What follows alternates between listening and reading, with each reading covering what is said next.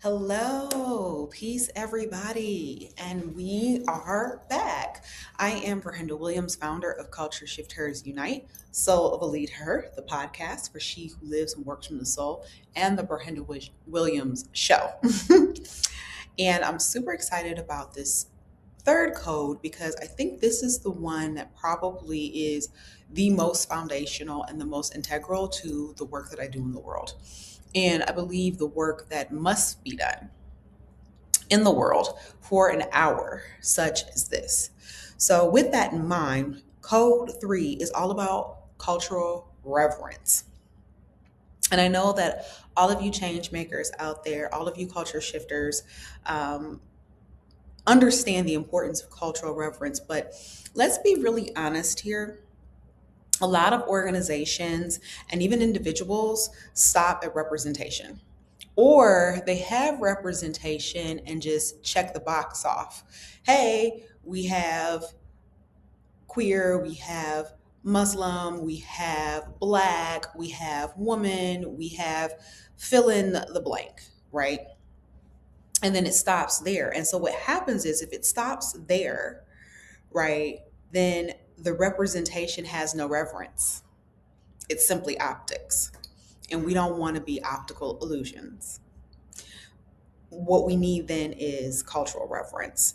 And it's not about inclusive statements because we can put all the statements that we want on our website. We can shift and turn our avatars on social media to flags or colors or banners. But what we're talking about is if we do not intentionally place inclusivity, then the belonging becomes erasure.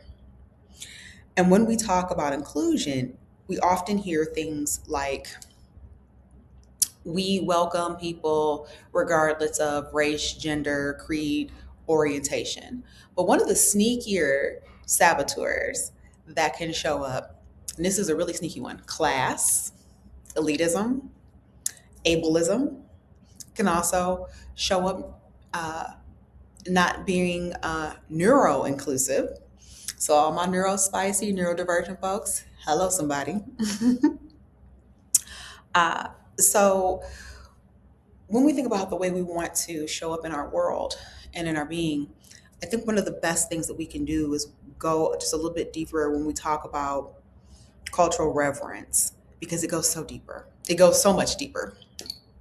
It takes us into history, ancestry, power dynamics, embodied difference. And it's saying we're not here to make people shrink themselves to be palatable. We're here to redesign the system so that everyone can show up whole, fully themselves, right? And heard. And so we have to be aware of the way that systems work. Systemic inequity.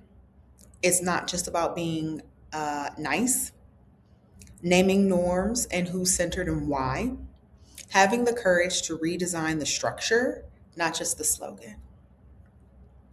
So, in practice, cultural reverence looks like this: designing with equity and not equality. And you may say, why not equality? Because what your perception of equality is may not be equal to someone else. Well, everyone can start at the same time or have exactly 30 minutes for completing X, Y, and Z, right? And just going back to my days as an educator, to accommodate, make reasonable accommodations for students with their IEPs, one of the things that we had to do was maybe give extra time for taking a test.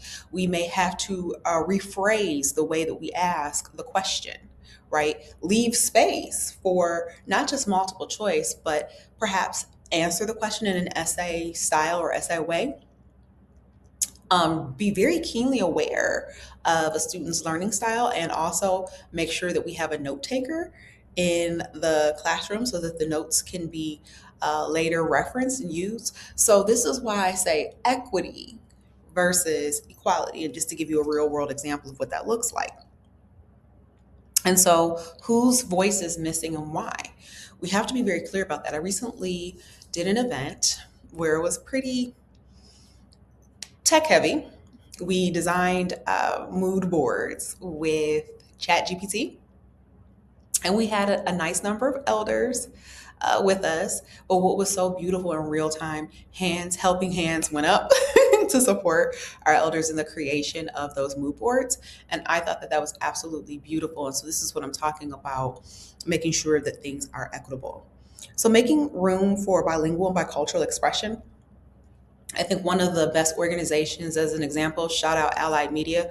Allied Media, just in general, are just it's just an inclusive space, but they have translators in Arabic, Spanish, and I believe Hmong, which here in the Metro Detroit area, those are at least the three um, languages in terms of population. We have people, a significant population of folk who speak Spanish, Arabic, and Hmong. Additionally, they'll have translators available on site for American Sign Language, ASL. And so they do an amazing job of being inclusive of people and ways in which people may express themselves as well. They are definitely open and available to those who are gender nonconforming. And they think about people who are furthest from the margins and how we can bring those people who are at the margins of power closer in. And so we think about multi faith spiritual language. So when we say things like under God or allowing people to use the Quran or a different sacred text for taking an oath or swearing in, these are ways that we acknowledge one's faith system, because our faith also shapes our identity and who we are. Now, this doesn't require sameness. When I'm talking about cultural reverence, does not solicit or incite that we have to have sameness, but it does require attentiveness. So, what I want you all to reflect on this week, and here's some reflection questions. Where have I benefited from systems that weren't designed for everyone? Whose voice feels unfamiliar and inconvenient to me, and why? What would it look like to practice belonging instead of hospitality? Remember, we don't welcome people by erasing them. We honor them by making room for their allness, for their fullness, for their being. So, thank you so much for tuning in to this episode of Culture Shift Her Codes for Soft Power Formation. If this message spoke to you at all, hit the subscribe button here on YouTube. Continue to follow me, por favor, on LinkedIn if you've enjoyed this. And of course, here in the show notes, follow me on Substack for deeper teachings. I have insights around soft power business formation for culture shifter female identified leaders. We also have our Soft Power Sundays, and we have been traveling through our literary ancestors. We started with Audre Lorde, we then went to Octavia Butler, and this past Sunday we had Nikki Giovanni. So let's keep our culture shifting. We're more powerful together. So please hit the like and subscribe button. Share this with a friend or two or 10. But again, my name is Brenda Williams. I'm the founder of Culture Shift Hers Unite. Para mí, Dios vive en todo. God lives in everything, and I know absolutely for sure that God lives in you. All right. Bye for now.